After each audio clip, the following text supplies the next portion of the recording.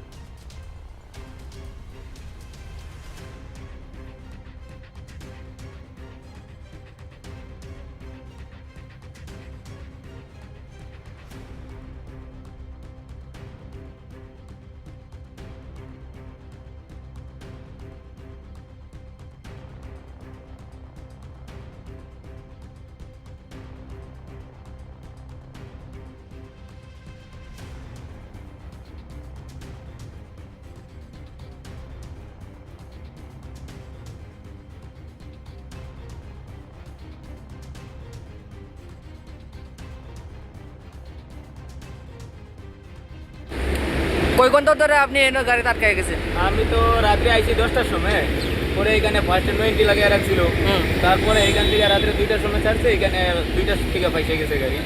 তো কয় ঘন্টা আটকাইছে এখন? 2 ঘন্টা, 2টার থেকে এখন কয়টা, এখন আপনার কি 7:30 বেজে গেছে,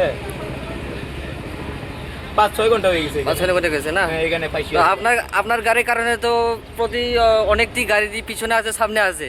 এখন কি করবেন, এটা তো আপনার কি মেইন রাস্তা, হাইওয়েতে পয়সা গেছে না।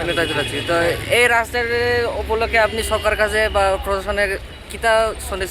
এখন কি করবো, আপনারা নিজে দেখতেছেন রাস্তাটা এরকম, গাড়ি আইলে পয়সা যায়, গাড়ি আইলে পয়সা যায়।